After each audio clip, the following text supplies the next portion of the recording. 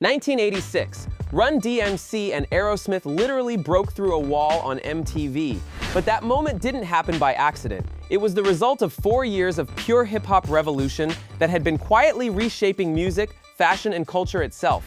Today, we're counting down the 15 albums that changed everything about hip-hop during the 1980s. Let's get into it. Number 15. Unfinished Business by EPMD.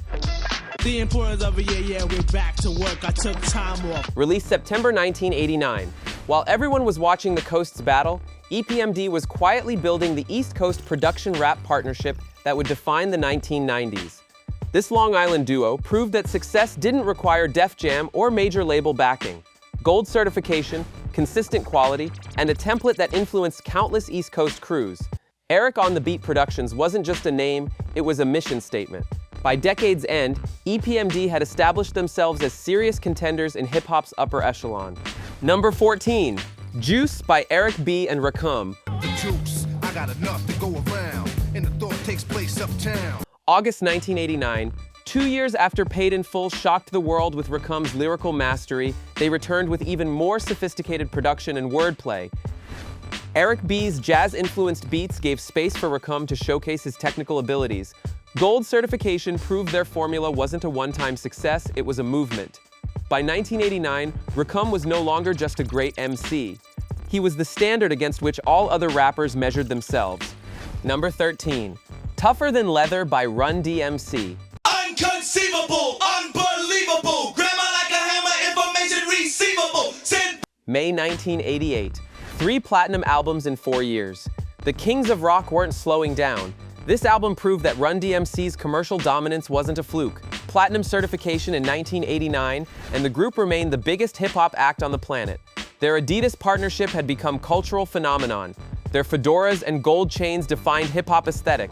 By late 1988, they had cemented their position as the most commercially successful hip-hop group in history. Number 12. King of Rock by Run-DMC. I'm the king of rock, there is none higher. Sucker MCs should call me sire. March 1985.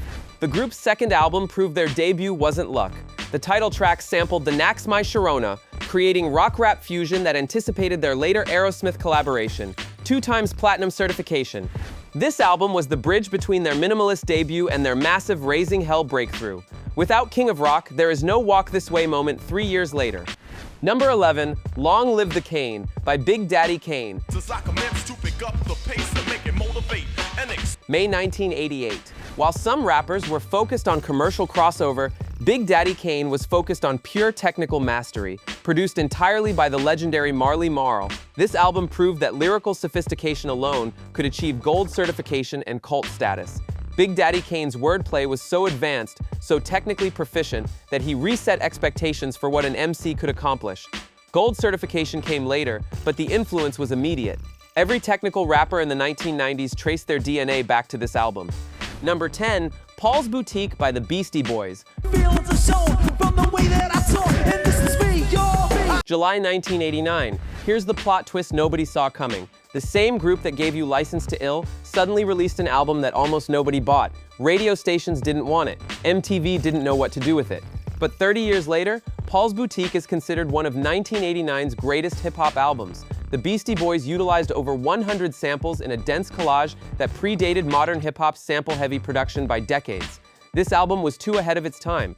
Critics didn't understand it, fans didn't buy it, but artists studied it, producers learned from it. It proved that artistic credibility could matter more than commercial success. Number 9. It Takes a Nation of Millions to Hold Us Back by Public Enemy. From the government, the other day, I opened and read it. June 1988, Fight the Power. Those 3 words became the anthem of a generation. Sampled from the Isley Brothers' own protest song from the 1970s, Public Enemy's Fight the Power became the definitive protest rap song. This album proved that hip-hop could address systemic police brutality, systemic racism, and systemic oppression in mainstream commercial terms. Chuck D wasn't just rapping, he was testifying. The Bomb Squad wasn't just producing beats, they were building sonic monuments. 2 times platinum, mainstream chart success, and most importantly, cultural impact that extended far beyond hip-hop. 27 years later, when Black Lives Matter protesters returned to the streets, they returned to fight the power. Intense. Number 8, Straight Outta Compton by N.W.A. Straight out of Compton, August 1988. Until this moment, hip-hop was essentially Def Jam's property. East Coast, New York City, Rick Rubin production, Run-DMC, LL Cool J, Public Enemy, Beastie Boys, all New York, all East Coast. Then Straight Outta Compton dropped like a bomb. West Coast, Compton, California. Dr. Dre's G-Funk production, Ice Cube's writing, Eazy-E's voice. Suddenly, West Coast hip-hop wasn't a regional novelty, it was a genuine force. 9 times platinum. The F-bomb Thaw Police became an anthem addressing police brutality in South Central LA. An FBI letter condemning the album became its greatest promotional tool. Decades later, the film adaptation reignited the album's cultural relevance. N.W.A. proved hip-hop could sustain regional competition, regional pride, and regional dominance all simultaneously. Number 7. Yo Boom Rush the Show by Public Enemy. April 1987. Before Fight the Power, before Nation of Millions, Public Enemy arrived with dense production that sounded intentionally difficult. The Bomb Squad didn't want you to immediately understand their production. They wanted you to work for it. Rebel Without a Pause sampled the Amen break, which would later become the most sampled break in all of electronic music. This album established the template for politically aggressive hip-hop production. It influenced Ice Cube. It influenced N.W.A. It proved that hip-hop production didn't have to be commercially smooth. It could be challenging. It could be political. It could be confrontational. Number 6. Paid in Full by Eric B. and Rakim. That's the plan. This ain't nothing but sweat inside my hands, so I dig it. July 1987. Rick Rubin dominated production in the mid-1980s. But Paid in Full proved that jazz-influenced production could dominate too. Eric B's minimalist beats weren't sparse. They were sophisticated. They gave Rakim room to operate, and operate he did. Rakim's wordplay, technical proficiency, and delivery standard set a bar that every MC after him had to clear. Every serious rapper from Nas to Black Thought to Kendrick Lamar cites Rakim as foundational influence. Gold certification. The title track remains a benchmark. This album proved that lyrical sophistication could achieve both critical acclaim and commercial success. Number 5. Raising Hell by Run-DMC. May 1986, Walk This Way. 3 words, 1 guitar riff, 1 moment that changed everything. This album achieved what seemed impossible. It brought Run-DMC and Aerosmith together. It made a 56-year-old rock legend relevant to hip-hop fans. It made a hip-hop group relevant to rock radio. 3 times platinum. The single peaked at number 4 on the Billboard Hot 100. The video featured the iconic wall-breaking moment. This album proved that hip-hop and rock weren't enemies, they were partners. Every genre-crossing collaboration that followed traces its DNA back to Walk This Way. Number 4. License to Ill by the Beastie Boys. November 1986. 3 white rappers from Manhattan shouldn't have worked, but they did. Not just worked, they dominated. Beastie Boys proved that hip-hop's cultural inclusivity could expand beyond what anyone predicted. Rick Rubin's production, their brash confidence. The single Fight for Your Right debuted at number 7 on the Hot 100. The video became iconic, 8 times platinum eventually. But the commercial success almost overshadows what really happened. This album proved hip-hop could achieve multi-platinum mainstream success without compromising artistic identity. The music was still hip-hop, the culture was still hip-hop, but the audience had suddenly expanded to include suburban teenagers, rock fans, and mainstream pop audiences. Number 3. Run-DMC by Run-DMC. March 1984. Rick Rubin was 21 years old. He was still a student at N.W.A, but he had a vision. Minimalist beats, clarity, let the MCs dominate. This album established the template for hip-hop album success. It Takes Like That and Sucker MCs proved that stripped-down production wasn't boring. It was powerful. 13 weeks on the chart, 27 weeks on the Billboard 200. This was the first time hip-hop artists sustained album presence like traditional rock or pop artists. 3 times platinum eventually. But more importantly, this album established Def Jam as the dominant force in hip-hop. Russell Simmons' vision became reality. Rick Rubin's production philosophy became industry standard. Number 2, LL Cool J by LL Cool J. January 1985. He was 17 years old, just 17. LL Cool J arrived with supreme confidence that seemed almost impossible for a teenager to possess. Radio and Rock the Bells established him as a solo superstar, platinum certification by 1987.